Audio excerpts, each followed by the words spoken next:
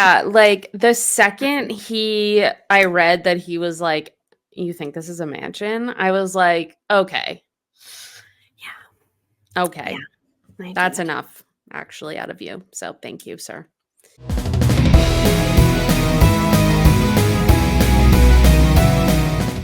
Hello, everyone, and welcome back to Hate Spinnerbait, the podcast where we hate spinnerbait, but we love. Oh shit! I lost it again. Fudge Ripple from Squeeze Serve. Yes. Oh, I wish I could be eating it right now, to be honest. I always love a sweet treat. It sounds delicious, and I myself always love a sweet treat as well. Yes. I love an ice cream shop, especially in a cute little beach town. Sign me the hell up. 100%. Sounds magical, honestly. Uh-oh. Anyways, I guess we should probably start with the Oh, now that I just took us on a whole tangent. hi, I'm Michael Ann. With me, as always, is Bethany. How Hi, are you? everyone. I am good. Let me tell y'all. Okay, I told Michael Ann I have a couple of funny stories at the top before we dive into the Moon and More chapters. What are we reading? 12 and 13 today? Yes, 12 and 13. Hello to everyone just listening to us. We love you. Hello, everyone who's watching us on the YouTube now. Hi, we're here. Subscribe, like, tell your friends. They can see our faces. Now, I'm already in the Halloween spirit, so I put on a Beetlejuice shirt today.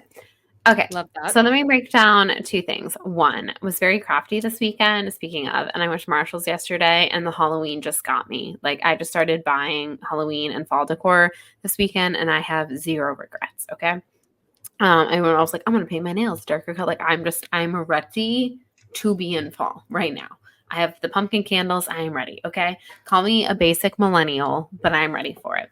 So that's not really the story, but I'm crafting something that I'm very excited about. I can't wait to share with all of you. None of you care, probably. I think Michael Ann will get a kick out of it. Thank you. Thank you for caring. So I've been very crafty, and I think it should be going up tomorrow. So hopefully on this next episode, y'all will kind of see it in the background.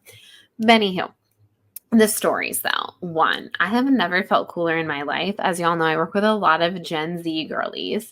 And today I had a Chapel Roan song stuck in my head, and I was like, oh my God, y'all, like they're so damn catchy. I like keep getting her song stuck in my head. And all of these Gen Zers were like, who is that? And I was like, how am I more Gen Z than you are? Like, this is the Gen Z icon of the summer. Like, how do you not know who she is? And people were like, no. So then I went around polling people in my office to be like, hi, who knows her? And only a couple of people did. And I was like, what is wrong with y'all? So I told them all they have homework, and hopefully they'll go listen and come back with high praise, which they probably will because she's great. But yeah, can you imagine a bunch of Gen Z ladies and like two people knew who she was? And I was like, what is your TikTok algorithm? Like, what? Like, what is your social media experience? Because it's clearly not mine. I was gonna say, like, are they straight? But like, you're straight, and also I feel like she's broken the bounds of like this is a queer pop artist. Like, she's like the nation's pop artist now, which I have like really mixed feelings about. Can I just say that? To go on This is a safe space. You can say whatever you want. Thank you. I love Chapel Roan. It's been so fun to watch her explode over the past few months. Especially because like we don't have a lot of artists that are pop artists that are like openly queer and very popular, except for Taylor Swift, but she's not openly queer, but let's be honest. And so I love that. But part of me too, as like a queer person, is I'm like, man, that's ours. But you're like, man, like in particular, not like, regular people, but in particular, an example I'm thinking of, I've been watching Love Island a lot, which I finished it. So if anybody else has watched Love Island US this season, message me because god damn. She has thoughts. But they played Chapel Roan multiple times during this season. Wow, really? And I was like, this is the straightest show on television. Love Island is probably the straightest show on television. You're not wrong about that. Like, they had a Chapel Roan song playing while like two of the most annoying people who are in a relationship were arguing, like super heterosexual. Yeah. Yes, and I was like, excuse me. Like, oh, that's a little strange. You guys don't deserve Chapel, but also get your bag. You know what I mean? Yeah, exactly. I The one thing, I mean, I'm loving her meteoric rise, the fact that like she is becoming a Yes. quote unquote household name, although apparently to none of my Gen Z people that I'm like, well, y'all, you're supposed to know that. I'm not supposed to know this. You're supposed to know this.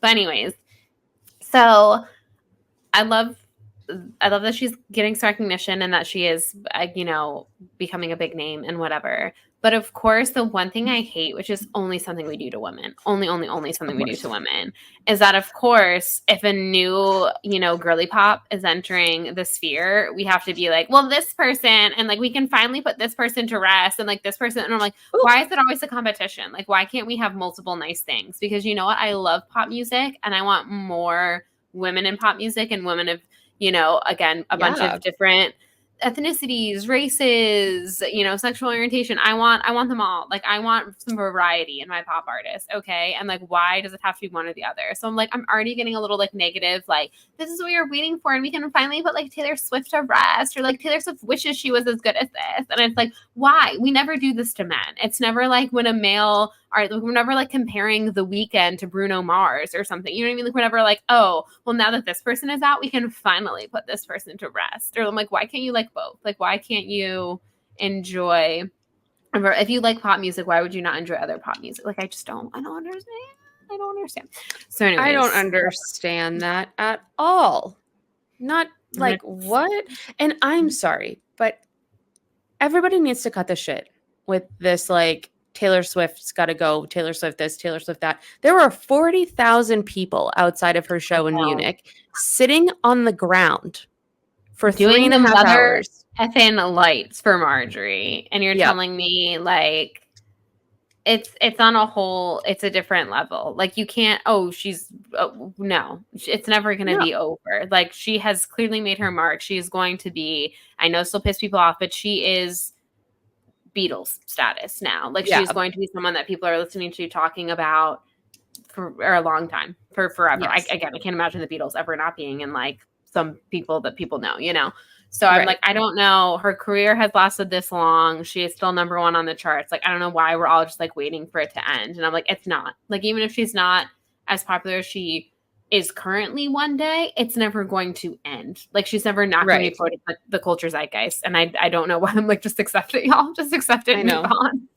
I know. We've won. I'm sorry. Yeah, she's too good. She's just, too good. I also have another thought. I thought this is so. I know this is Dessen Tuesday, y'all, and like I haven't even gotten to my other story. My other story is like not even as good anymore. So I don't even, we might just save that other one to Chaos Thursday because it's funny, but it's like not as good as like what this conversation is. I feel like.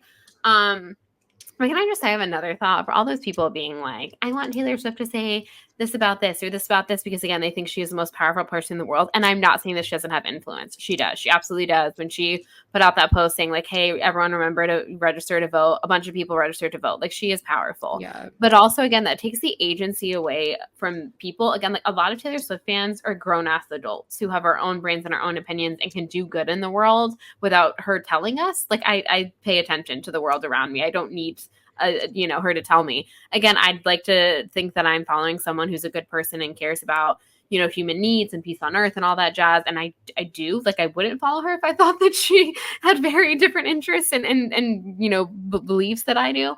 But this whole, like, the way that people immediately, when Kamala Harris announced that she was running for office, when the Swifties for Harris thing started, and I was like, we can organize without needing to be instructed. Like you clearly, like, her fan base isn't just powerful. Like, people literally act like we're lemmings. Like, we only will do something if she tells us. And I was like, this clearly proves that the connections we have made from being Taylor Swift fans, we can mobilize and we can do things. We can, do good for the world and whatnot, like, without needing to be specifically told.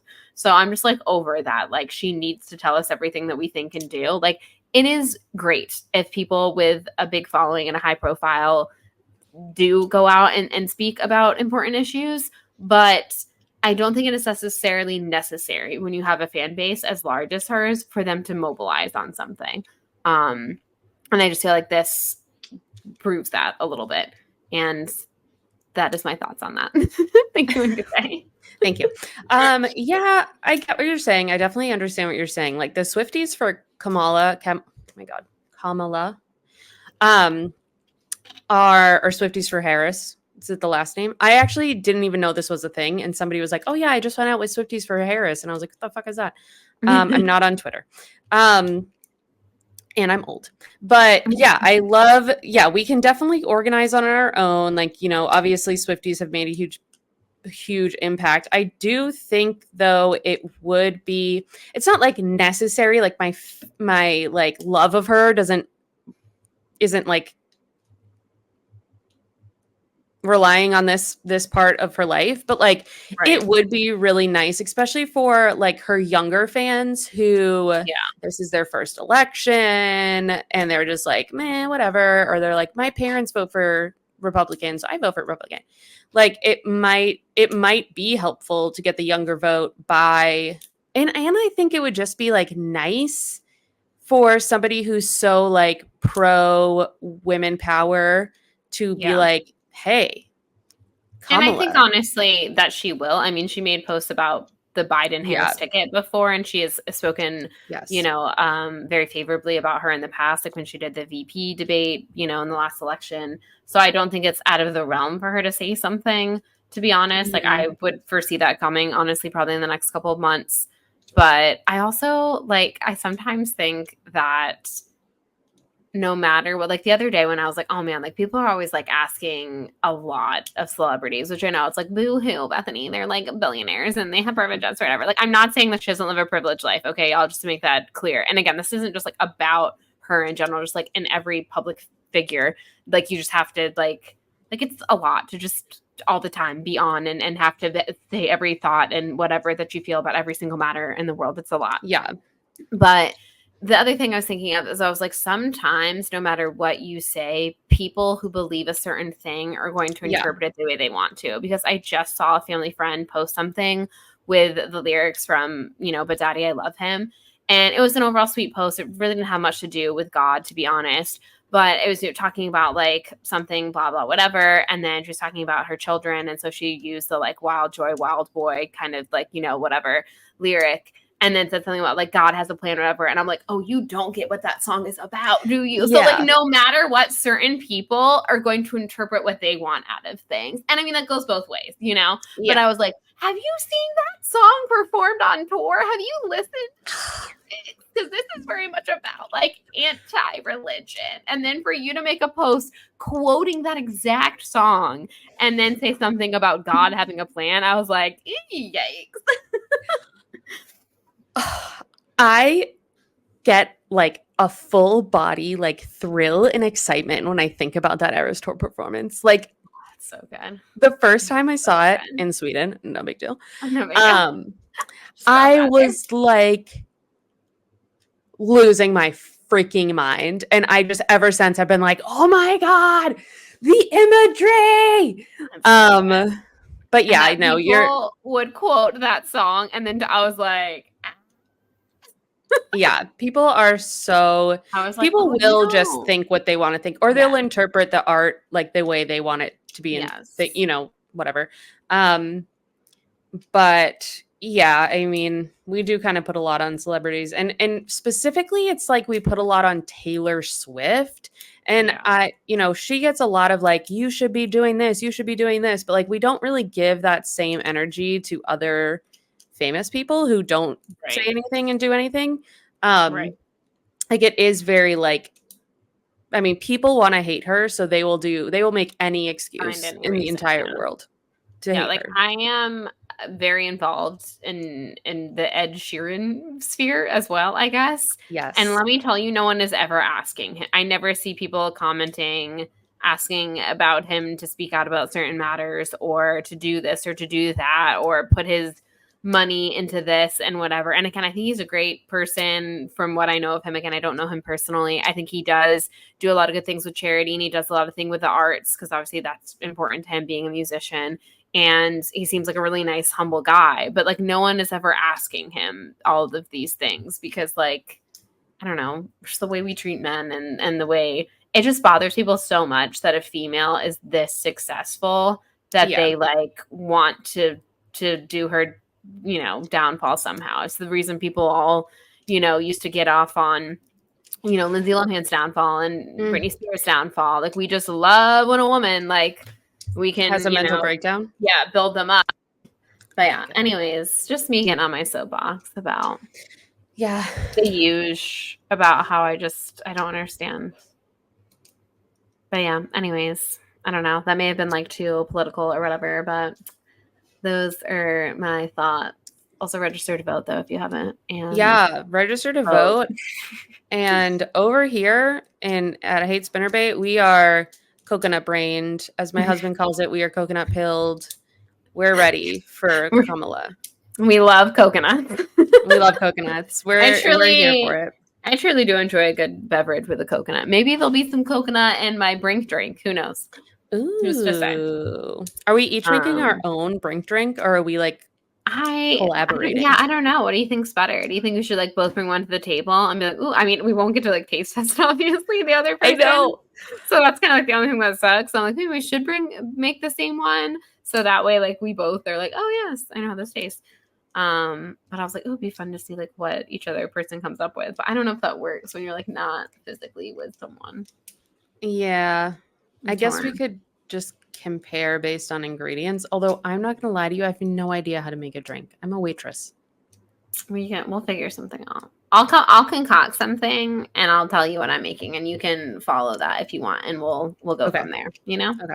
Also, you know what I'd really like to do, and then I swear y'all we're gonna get into the moon and more. But I've seen online where people get together and they like do like the eras, like an eras party.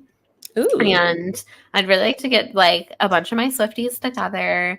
Like we'll find, I don't know, some middle grounds to meet up, just like stay in a hotel room or something. Like we don't have to go anywhere, we don't have to do anything, but basically have a slumber party where you like dress in comfy clothes, but the era, and you make like a board of some kind, like treats or like a cheese board or whatever, but like to the theme of your era. And I want to do it so badly. I would love to do that. I have literally no local friends, none whatsoever.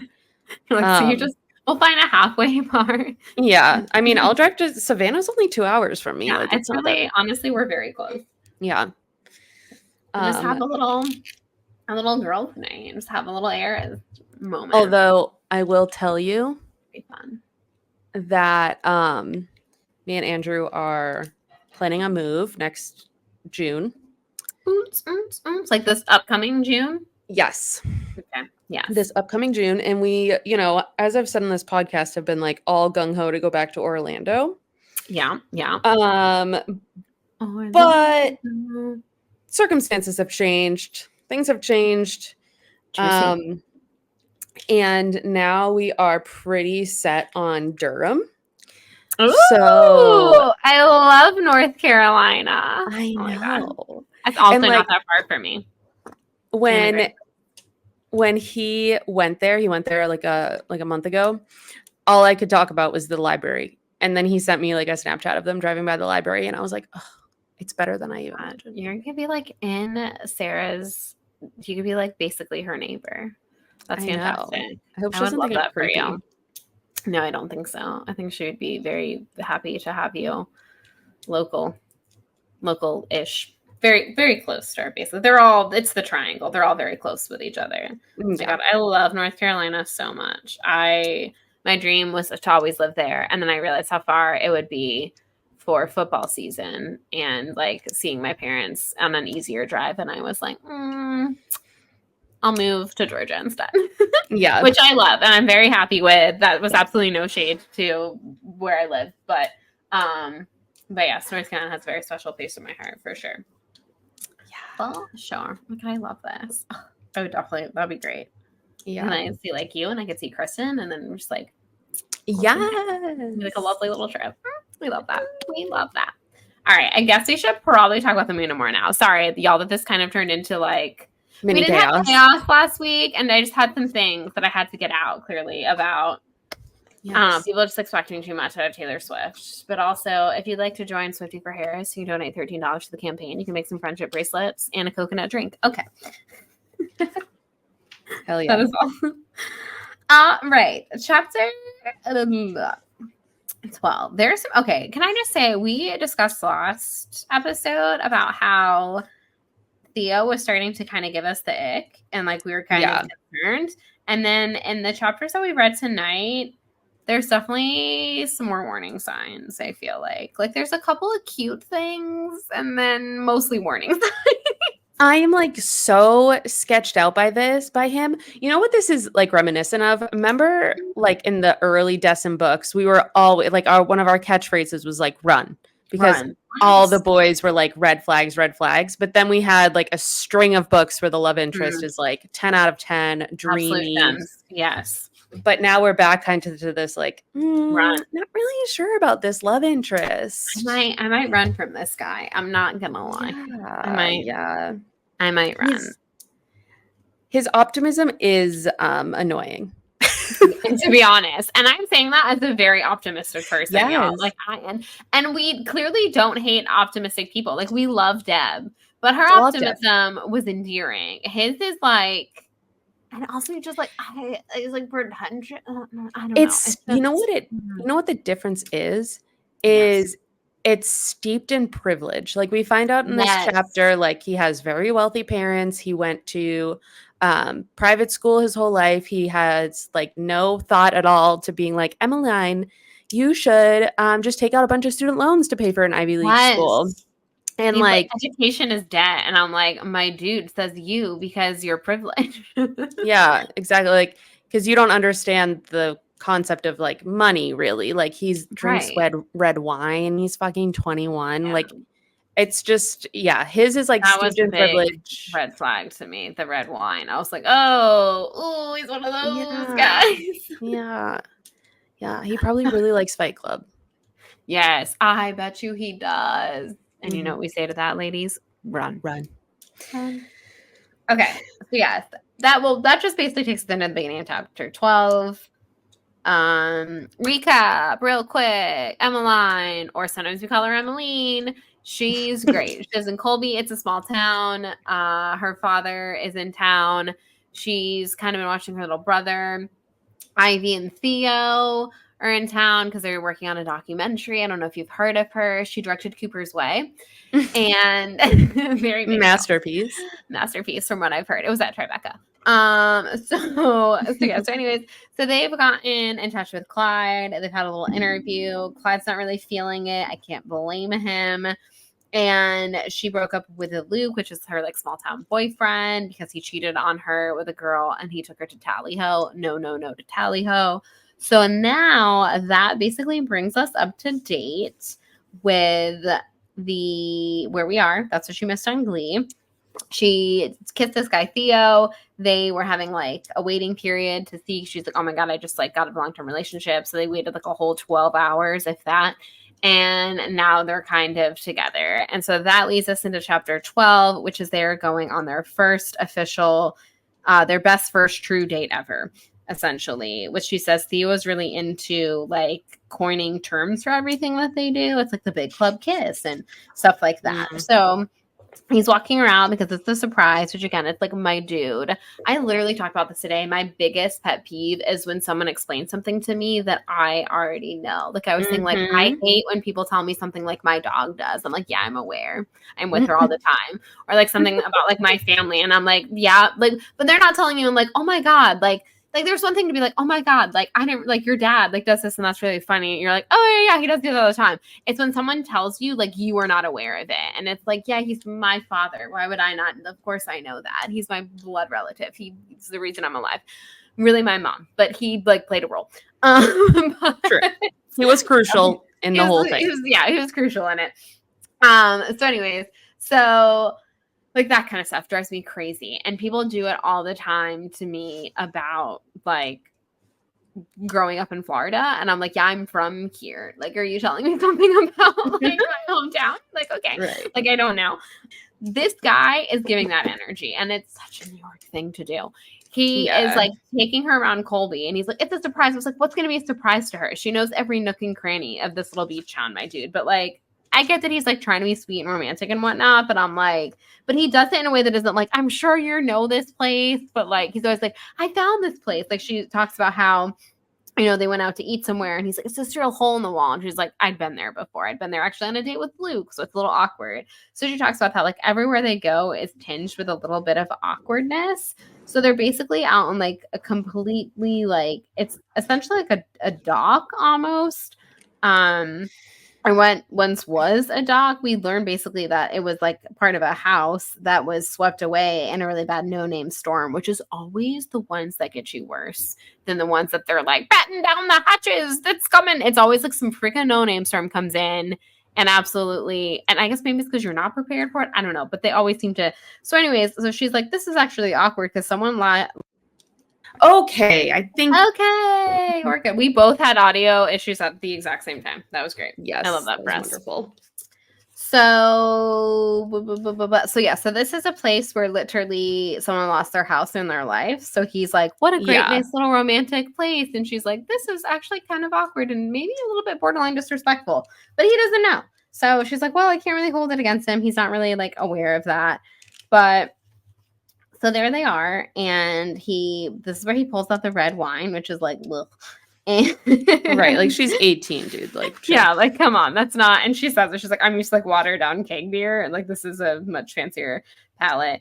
And this is where he talks about. He's like, I brought cocktail food, and she's like, I have no idea what that is. He explains that his parents, that's what they called it. Every night between 5 and 6, they would have martinis, olives, and either herring or salmon dip with rice crackers, which also like every night they just like went, let's go to our study, dear, return to the parlor with our martini. Like, I know, martini every, like, what?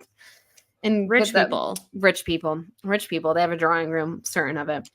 Verily, I was about to say very Emily and Richard Gilmore of them, and instead I mushed it into one word as verily. So yes, very like Emily and Richard Gilmore of them. So yeah, he's like, don't worry, I didn't bring anything like that. Like, I know that would probably be too refined for your palate, which is like a little bit of a dick thing to say. He doesn't say exactly like that, but that's what he infers, right? He's like, I know it's not exactly for everyone. It's like, well, yeah, only for old rich people. So she talks about how he'd grown up in both New York and Connecticut. His father was a psychiatrist. His mother is an editor of a publishing house that specialized in travel and art books. It seems like they had him a little later in life. Of course, that's the exact opposite of Emmeline's story, which is she was right after high school with her mom. Her mom's much younger. His parents were a little older, and they didn't have a television, no junk food. Again, Benji and Theo are definitely giving Auden vibes, and I kind of like that about this book, that like Sarah swapped it. Like in that one in Colby, she was like, we're going to send this person who's really sheltered and have a childhood, and now we're seeing it from the other side. Like, what if someone that like had the most normal average childhood met people that didn't, kind of thing. So it's interesting how it's like very similar to Along for the Ride, but also vastly different. Yeah. The gas grill, for instance, is mentioned. I was like, ooh, whole cheese doodles pack a good snack bang. Am I right? Snack bang, and he has never had it. When she pulled up to $10, he was like, is that your dinner? And she's like, oh, no, it's just a little sneaky snack. And he's like, I've never had it. And he's like, oh, it's kind of weird. Why is it so orange? And it's like, whatever, go back to Connecticut. I'm sure people from Connecticut are lovely. I'd love to go someday. Never been. Anyways, so she's just like, oh, okay.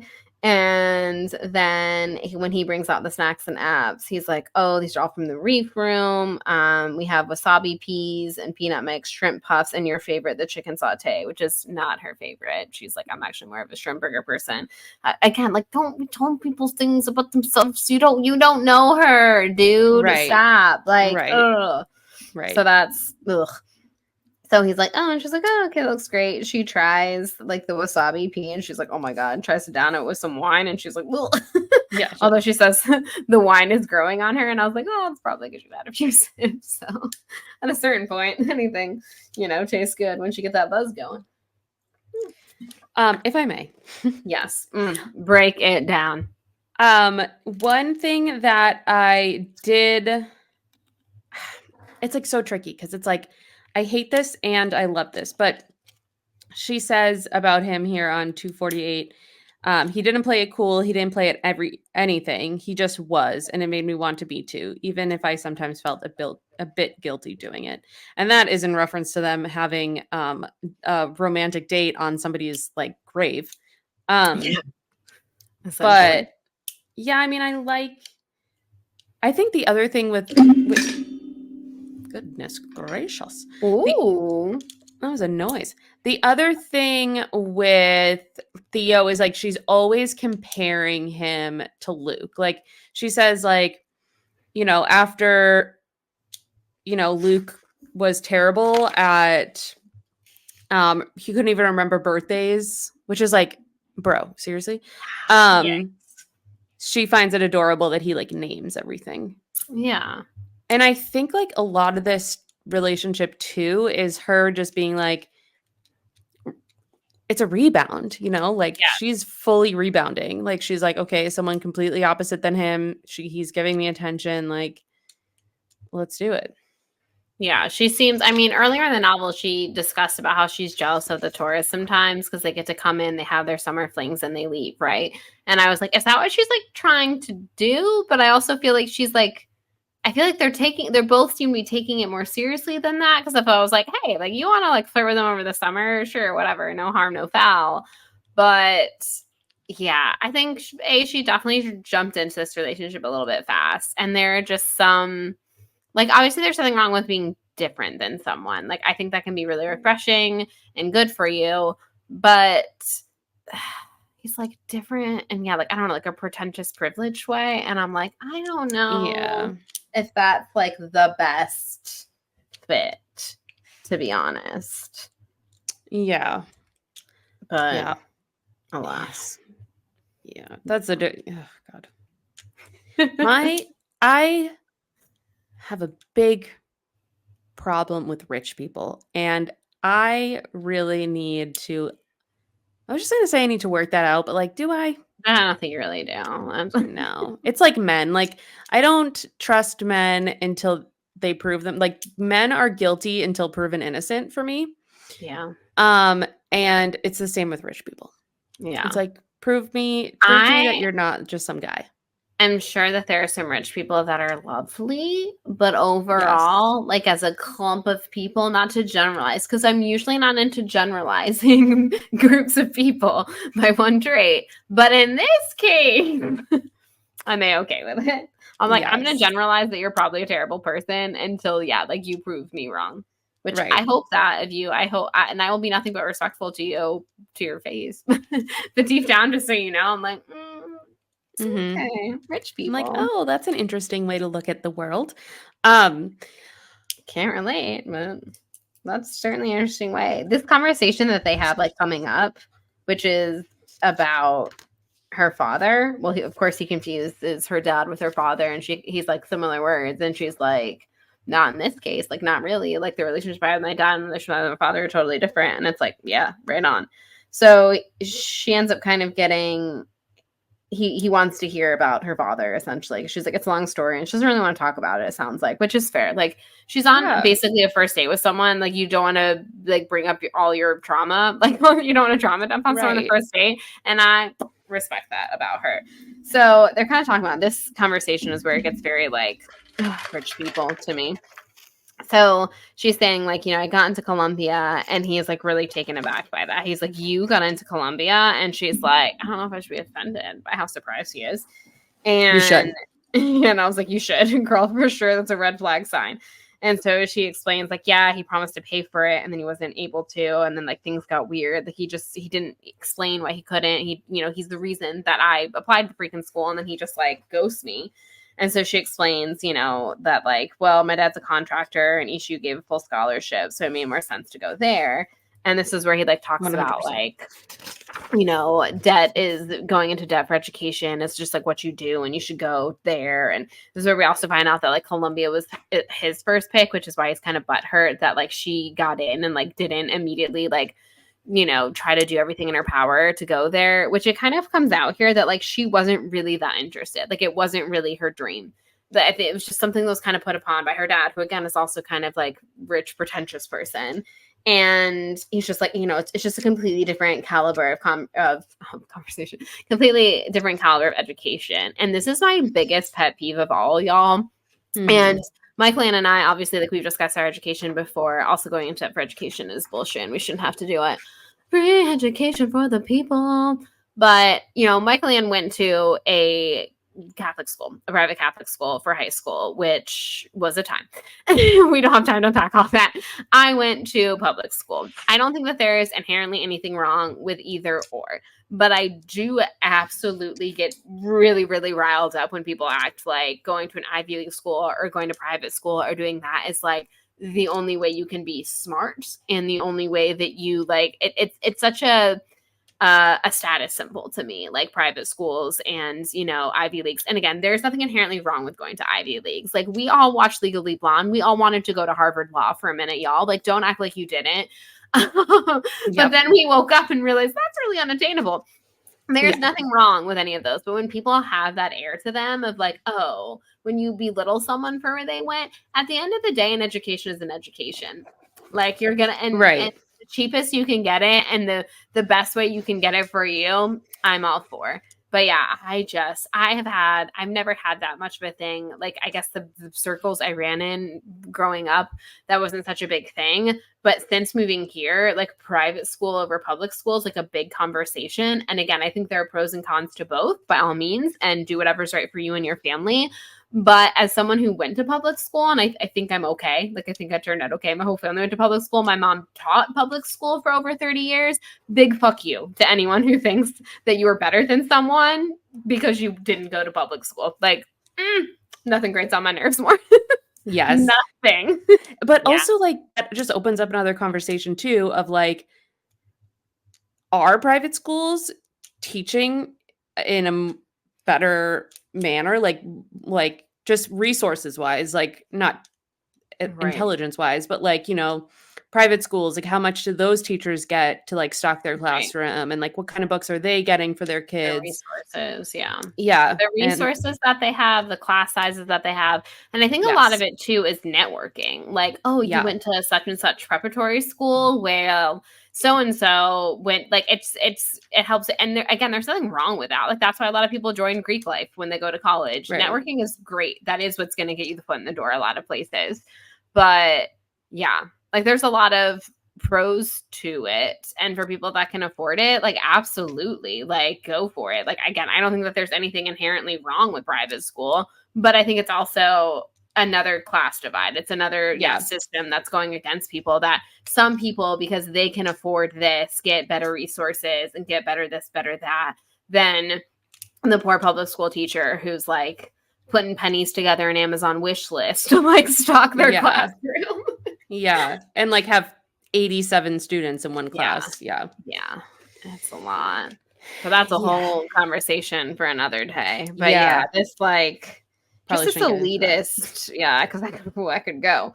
But just this like elitist attitude of like, like ECU isn't as good. And it's like, she's going there for free. She's going to get a college degree without student debt. That is awesome. Do it. Like, do you know how many, like that, again, that's another, like, if you can do that, you're very fortunate to be able to, like, that is great. And like, she's clearly very smart, and it wasn't her dream to go to Columbia. She was doing it to make some kind of false connection with her father, essentially, and it's just like, ugh. But she says here, like, this is the biggest, like, run, girl. On the top of 254, she says, here I was, sitting on the remains of someone's house, drinking wine I didn't like, with food I could barely tolerate, while rehashing the worst part of the past year. There are just moments when you look up from any one place and realize suddenly you have no idea how you got there. And it's like, she basically is like, this is terrible. And I'm like, oh, run. I don't know if this is great. This is the first date. And then he's like, oh, this is our first fight. And she's like, are we fighting? And he's like, well, I offended you. And I'm like, well, at least he realizes that, but still. And then he's like, I'm sorry, Emmeline. Just education is a big deal in my family. It arouses passions. And I was like, education is education is a big deal in my family for sure too. and I hope in most places, again, I'm like a real pro knowledge is power, y'all. But I was just like, okay, well, that doesn't mean you have to be an elitist about it. And then I did love her response, but she was joking. But I'm not joking when I say that my family feels that way about college football. And I was like, yeah, I love that line. I was like, same, girl, same. She's like, I was joking. And I was like, I'm not. We are very passionate about college football. Very passionate.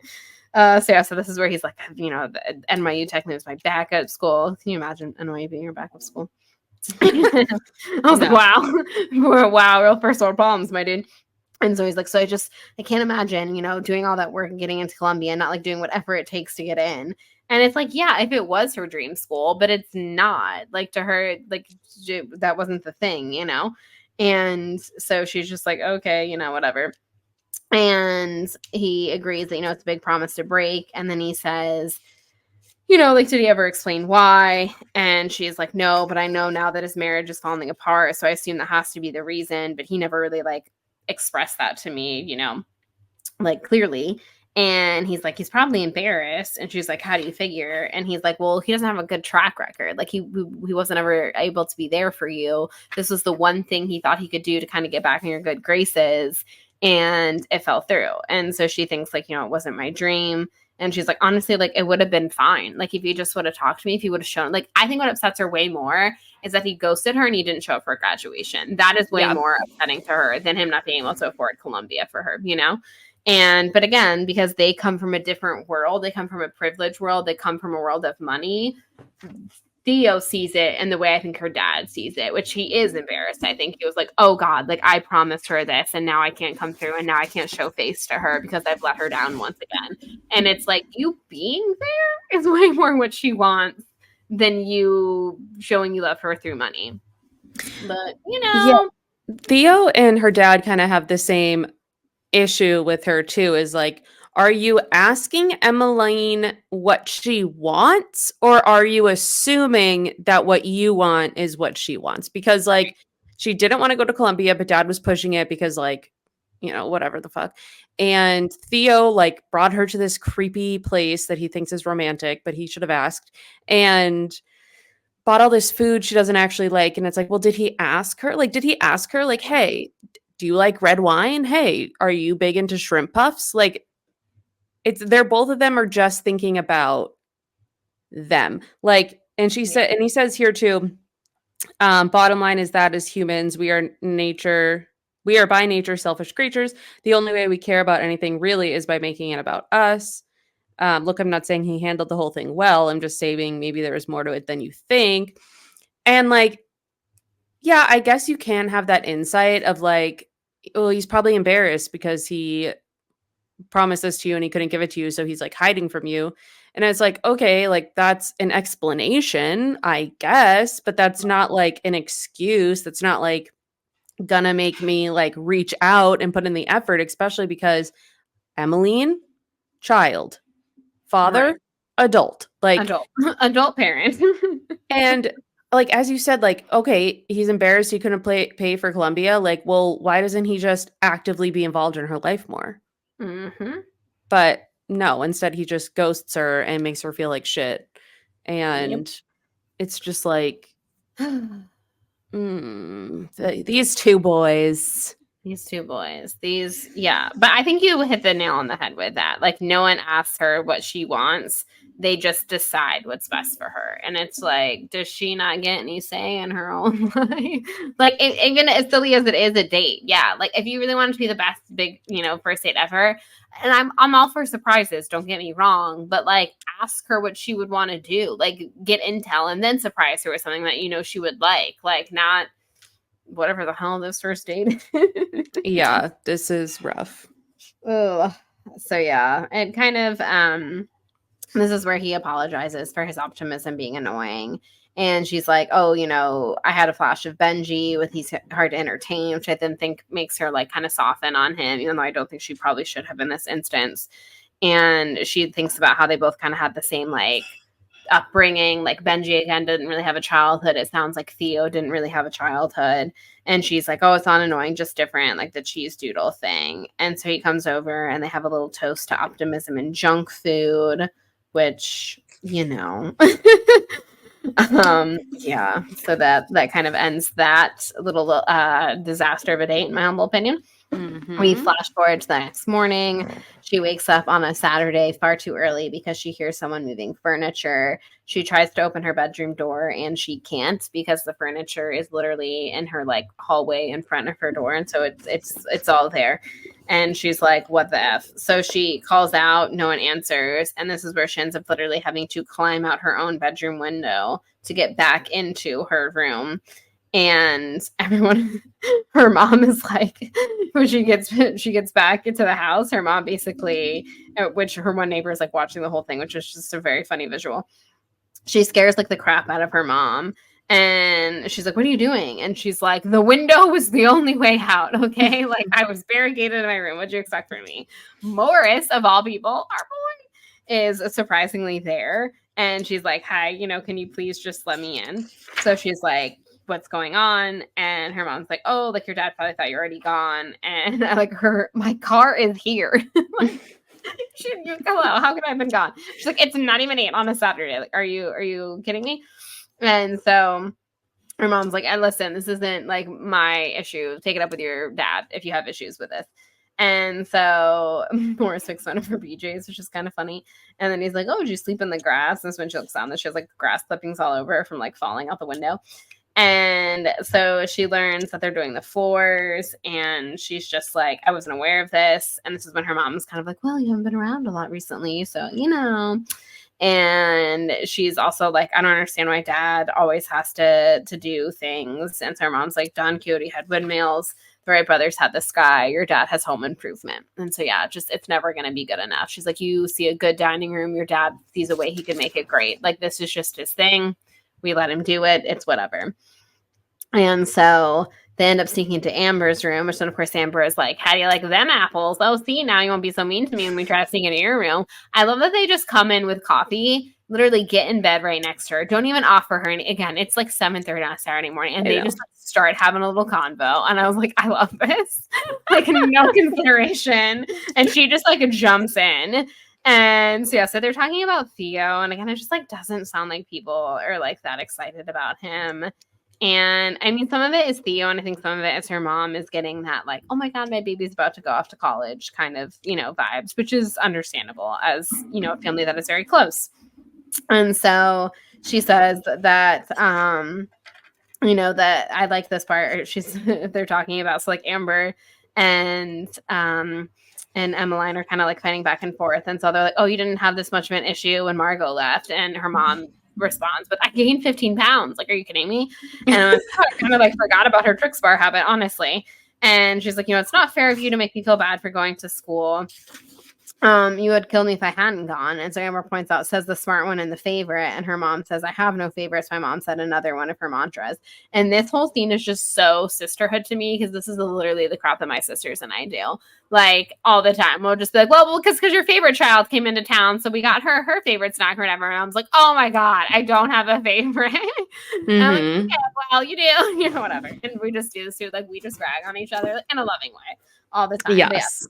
All the time. And I was like, "You don't have a favorite. Stop saying I don't have a favorite. You know this." I'm like, sure. So yes, this is where her mom admits, like, "You're my baby and you're going off to college and I'm just like really going to miss you."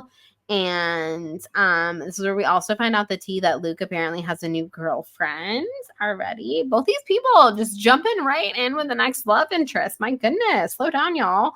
And so, of course, Emmeline's like, "What's the tea?" And Amber's like, "Oh, you can look up her and my," I almost said my Facebook, in my yearbook. Which again, I love that, like, this is what they're doing. I'm like, y'all aren't going to like look her up on like Instagram.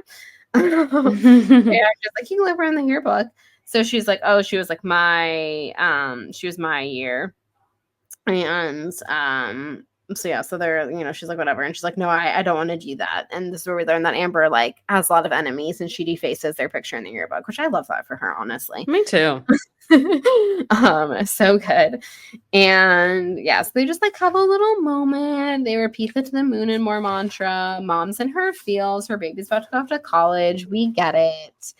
And yeah, down the hall, Dad's just working on those bare floors. Morris is with him. Again, shockingly, up bright and early on a Saturday morning, helping out. Bless him.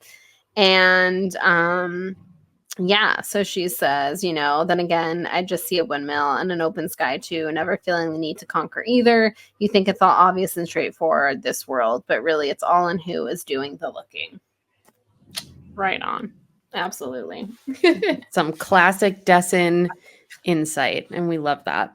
Woman knows how to wrap up a goddamn chapter. Like, am I right? Like, just every time. So good. So, she knows what she's doing. That is for sure. For sure. Chapter 13, Chapter baby. 13. Speaking of 13, we still don't have Rep TV. Oh my God. But seriously, when is it coming? I'm always on the phone. Okay, quickly on the Rep TV front. So the Olympics use Ready for It. I also learned today that not a lot of people have ever watched an Olympic opening ceremony in their life, and that baffles me.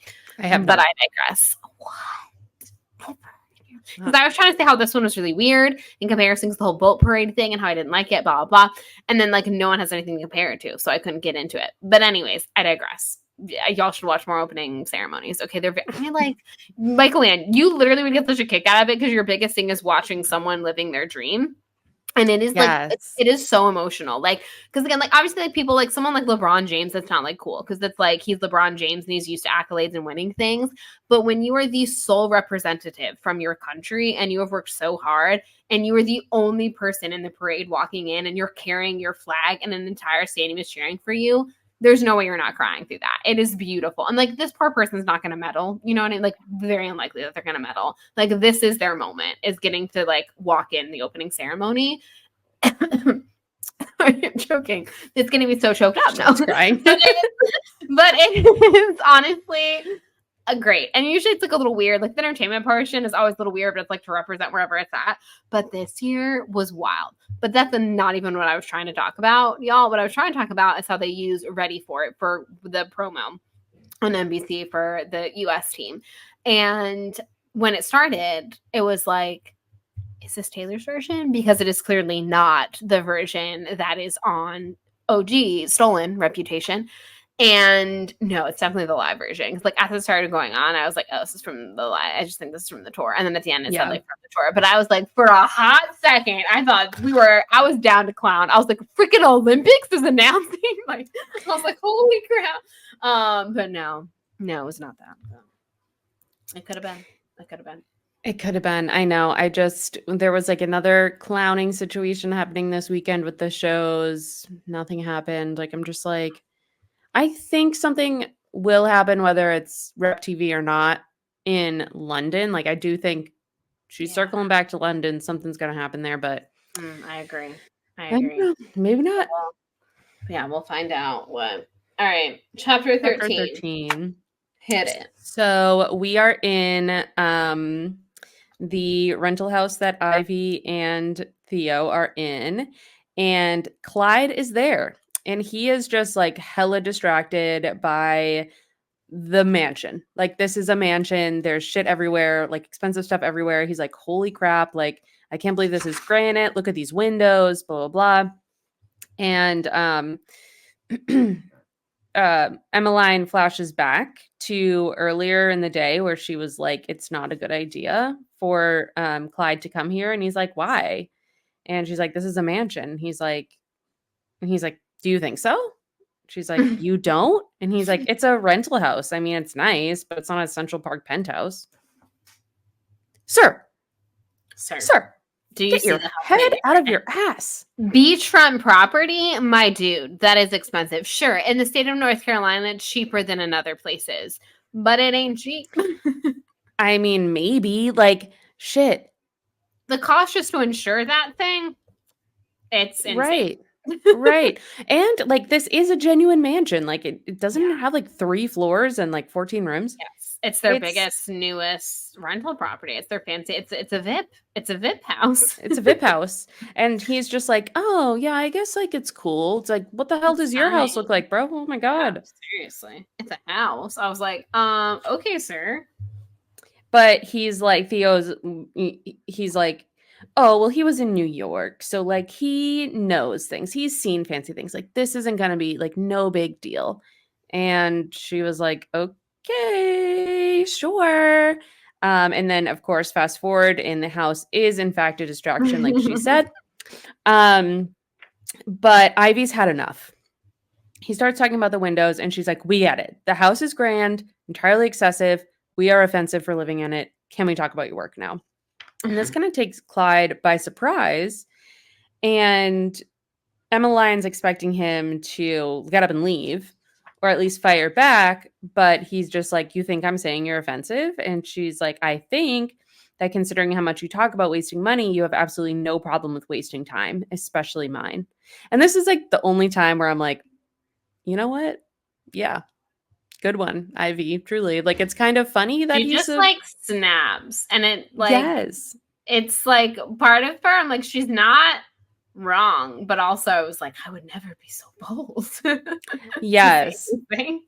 But I he like respects it, which is great. Yes, it worked out for him in the end.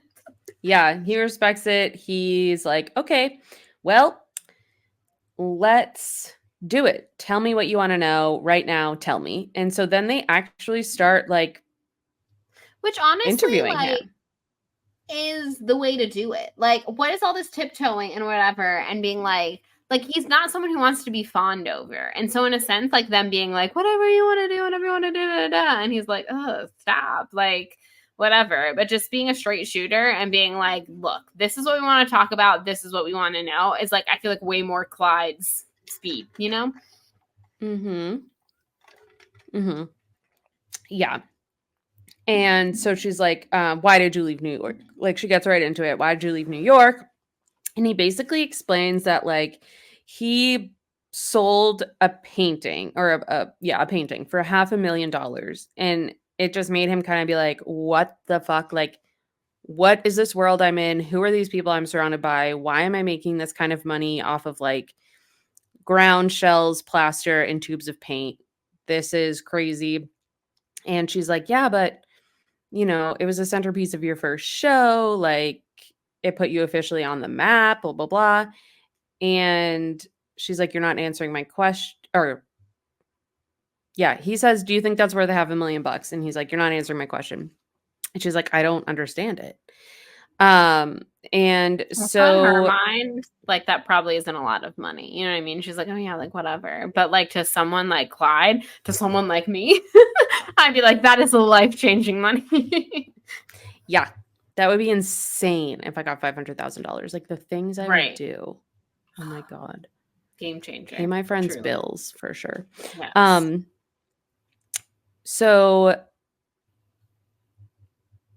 So then this is where Clyde explains, like, he comes from a family that worked on a farm. His dad made $30,000 one year, and that was a good year for him, which is crazy. Oh my God. And she's just like, it felt like it was an insult to him it was an insult to Clyde's dad that he made so much money off of a painting. And he felt like he was an insult to him. And she's like, but you're his son, like you're getting paid for this, like he should be proud or whatever. And Emmeline in her head is like, nope, that's not what it's like here. And Clyde says the same thing. He's like, if I stayed in New York and lived that life, making that kind of money from then on, I knew I'd become an asshole. But turning away and coming here, that made me one too. I couldn't win. But she says, hold on a second. Yeah. Emmeline in her head here is like, no matter how proud they were, that much money would change the balance, not only affecting how they viewed me, but also making them assume I viewed them differently as well. And like, it's kind of sad, honestly. Like, yeah, that is sad. I think if I mean, I'm not from a small town. I'm not one of these people. So I can't really relate or like give my feedback. But if I had a kid that sold one painting for $500,000, I would be like, hell yeah, keep making those paintings. Go, yeah, go, I was go. Like, oh, that, like, I feel like her parents are good people. And I feel like if she went off and made herself successful, they would be happy for her and proud. Like, I think you should always want your kids to do better than you do. And I get where Clyde is coming from. I get that being like, my dad busted his ass and this didn't take any effort. And these hoity-toity people are willing to pay me this money. Like I could see that being like a really hard thing to wrap around. Like if you come from that kind of poverty and whatever, which again is why I don't think that there's any such thing as unskilled labor, and I think federal minimum wage should be a thing. And the jobs that we look down on the most are often the most taxing, hard jobs that should get paid a lot more money. But I digress. But yeah, but I also think, at least for Emmeline's case, I'm like, no, I think your parents want you to better yourself. I think they want you to go out and do well. Like, I can't imagine my parents ever being like, we are so mad at you for going out and being successful. Like, I can't fathom that. I like have to assume, like, how old do you think Clyde is? Like 40? Maybe a little older. I pictured him like late. They mention it at one point, like what year he was born, 1969. or he went to school, right? Yeah. So in 2013's time, math is hard. So if you think about it that way, though, like he's technically a boomer. So yeah, he's from a different like generation. Yeah, so. His parents are from the silent generation. Like that generation, we think boomers are fucked up. Those people, oh my God. So they have like a totally different mindset. He's just like the simple farmer. Oh, but yeah, I mean, it's just like that's what it's like there in this little small southern town. And I don't get it, but apparently that's why he left. Yeah. Which is sad. It's really sad. It's sad. But and also him being like, I felt like I couldn't win either way. And it's like, I feel like he was stuck between a rock and a hard place. Like if he was going to stay in New York, then he becomes this hoity-toity rich person when his dad's doing backbreaking labor. But if he comes back, it's like, well, what you doing here? How's that any better? How's that going to help anything? And it's like, And, right. But he does come back. And I like that he's like, yeah, and I'm such an asshole. Yeah. Which, like, he kind of is, but, like, in a lovable one. And he's done, like, a lot of good things for the community. Like, he's very into, clearly, like, made a bike shop, made a laundromat, opened up all these businesses and stuff. So we respect that. Yeah, he definitely cares a lot for Colby, for sure. Yeah. But she ends up leaving while they're in, like, the middle of this, and they're talking about his work, his choices, his regrets. She says it's like a collage of words instead of materials. He only spoke to Ivy. He was really focused. Like the whole vibe of this interview and this documentary has shifted because now he's like, oh my God, I'm sorry. I'm an asshole. Here we go. Let's do this. So she sneaks out, and when she pulls back up to the office, her father's Subaru is there, which is like so funny that he drives a Subaru. But love that for him. So she sneaks in the back because she's like, I don't want to see this guy. And she sneaks into her grandmother's office, and she's trying to hide. She's trying to duck out of sight. She doesn't want him to see her, but who sees her? Margot. And she comes in the room and she's like, what is with you guys? Like, what is with you? Like, he's not a monster, blah, blah, blah. We find out that Emmeline's mom is, I am very often going between Emmeline and Emmeline. And that's just gonna be what it is. And I'm so sorry, y'all. Her mother was also hiding from him. And basically we find out that Benji was given to Morris to go get ice cream. Which is like, this dad is just like, yeah, sure, here, take my kid. I've never met you before. Pawns his kid off on anyone, I tell you. And the kid was, so Morris went and took him. And she's like, Margot's like, okay, so I need you to keep an eye on Benji and bring him back to North Redemain when you are done, or when, like, in an hour or so. So Margot and father are going to look at the house because he wants to sell it, blah, blah, blah. So she's like, I also have a job. And Margot's like, this is your job. And he's your brother. And so, she gets stuck with him, basically. She walks outside, and Benji and Morris are just returning. Benji's so excited. He loves his little ice cream. He says, Morris said fudge ripple is obligatory. And she was like, he used the word obligatory. My brother used a really big word when I was home a couple weeks ago, and I just like looked at him like, "Who the hell are you? Who are you? What was that?" He's like, "I went to grad school." I'm like, "Oh right, you did. Whatever, You're like, but whatever." still, you don't use big. That you're like, that was very strange to me. It was crazy. I was like, Jesus, who are you? Yeah, Morris has a car. He's using the truck. Ivy was like, "You can use this truck," which is crazy. Like people just meet Morris and they just immediately trust him, I guess, because they're like, "Yeah, But here you go. honestly, Here's same. my kid. Here's my car. Live your life." Mm-hmm. And Morris refers to Theo as her boyfriend here, and she's like, "He's not my boyfriend." And then Benji spills ice cream. He goes inside. And yeah, she's also doing a lot of like Theo and Benji. Like it's like her sympathy for Benji. She's like kind of attributing to Theo as well. Yeah. And I get that for sure. But I also feel like she's giving Theo like a little too much credit because I don't know. Benji's a child. Yeah, it's a different circumstance, I feel like. Yeah. But we find out here that Benji does in fact know about the divorce because he's not dumb or deaf or blind.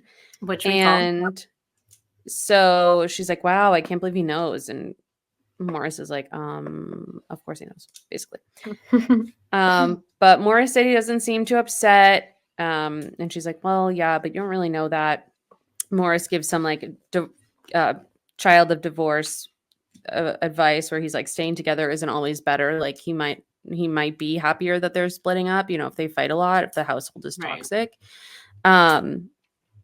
And we kind of find out here too that like Morris hasn't really elaborated on what went down with his parents. Like they used to have a good amount of money. They own their own house. They hung out with his dad's extended family a lot. But he just never brings it up. He doesn't hang out with them anymore. And she just doesn't ask because she's like sensitive topic. And then she tells him she's going to miss him. And he's like, "I'm just going to Gert's." And she was like, "Oh my God, I meant when I go to college, dum-dum." And they decide to go. This was like kind of a thing in this chapter too, is like she's telling everyone, or the last two chapters, like she's like telling everyone she like is gonna miss them and she loves them basically, and it's very sweet. But Morris decides he's gonna drive Benji home, so he gives Emmeline a ride to. Where does he give her a ride to? To the rental house that is for sure a mansion. Oh, yes. Okay. Yeah, he drops off there. And then when she's walking up to the house, he calls out to her and he's like, "Emmeline?" And she's like, "Yeah." And he's like, "I'll miss you too." Oh, Morris. I love our little buddy. I know. I love him too.